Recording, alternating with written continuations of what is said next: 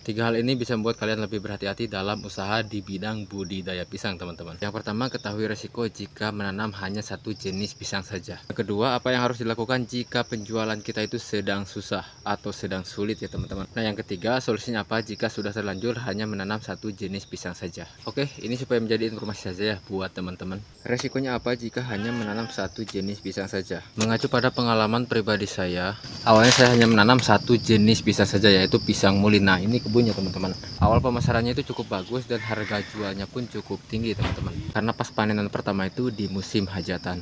Tapi sekarang harganya kembali turun. Awalnya 4.000 turun ke 3.000. Sebenarnya harga 3.000 itu masih cukup bagus ya teman-teman, tapi yang jadi permasalahannya penjualannya yang susah. Biasanya seminggu 2 kali itu bisa panen teman-teman, tapi sekarang 2 minggu sekali baru bisa panen karena kurangnya permintaan dari konsumen, sehingga membuat stok di pasar numpuk, yang akhirnya banyak pisang yang matang di pohon dan dimakan codot karena telat dipanen. Ini bukan kata orang ya teman-teman, tapi memang saya pernah nawarin langsung ke pedagang yang ada di pasar.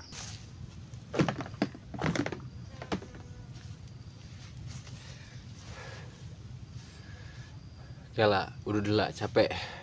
Oke, lanjut ke pembahasannya teman-teman. Jadi setelah saya lakukan penawarannya pada pedagang yang ada di pasar, nah banyak tuh sebagian dari mereka yang menolak suplai pisang muli dari saya. Dan rata-rata mereka itu menolak karena stoknya itu masih numpuk teman-teman. Jadi jika kita hanya menanam satu jenis pisang saja, pemasarannya yang sulit. Seperti yang saya katakan di awal, pisang muli itu ramenya itu pas musim hajatan saja. Jadi nggak bisa digunakan untuk olahan pisang yang lain.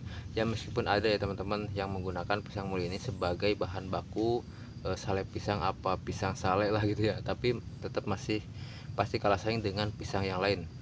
Oke, sekarang kita masuk ke pembahasan yang kedua. Jadi apa yang harus kita lakukan jika penjualan pisang kita itu sedang mengalami penurunan? Yang pertama, kita harus bisa memperlambat proses penuaan buah pisangnya ya teman-teman. Cara ini saya dapat dari petani pisang yang sudah senior ya teman-teman. Lakukan pemangkasan daun pisang secara berkala. Jika buah pisang kita sudah terlihat berisi, maka lakukan lagi pemangkasan daun pisangnya dan sisakan 3 helai daun pisang saja. Terus apakah itu tidak berpengaruh pada hasil panennya? Kemungkinan besar sangat berpengaruh ya teman-teman. Namun jika dinilai dari resiko, karena penjualan kita itu sedang menurun dan buah pisang kita itu matang di pohon terus dimakan codot apalagi tikus, itu bisa lebih merugikan kita ya teman-teman. Cara yang kedua, kurangi pemberian pupuk supaya asupan nutrisi pada induk pisang kita itu tidak terlalu banyak dan modal yang kita keluarkan pun tidak terlalu besar ya teman-teman.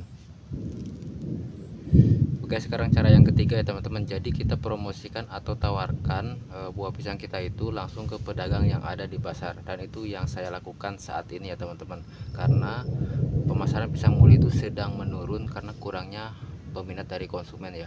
Nah, supaya apa? Supaya menambah pembeli dan kita tidak bergantung hanya pada satu pengepul saja. Pokoknya kuncinya satu ya teman-teman, jangan takut ditolak, karena ditolak itu sudah biasa, dan sebagian besar dari kios-kios yang ada di pasar itu sudah memiliki supplier masing-masing ya. Nah, kita coba masuk dan tawarkan dengan harga yang di bawah dari supplier mereka. Oke, sekarang kita kembali ke topik utama ya teman-teman. Apakah pisang muli itu jelek untuk kita budidayakan? Jawabannya tidak ya teman-teman. Justru pisang muli ini ya masa panennya itu paling cepat ya dengan pisang, dibandingkan dengan pisang yang lain. Dan keuntungannya pun tidak kalah dengan pisang-pisang yang lain. Namun jumlah pohonnya yang harus kita perhatikan ya teman-teman. Jadi jangan fokus hanya pada pisang muli saja, tapi kita tanam pisang-pisang yang lain gitu, supaya pemasaran itu lebih mudah.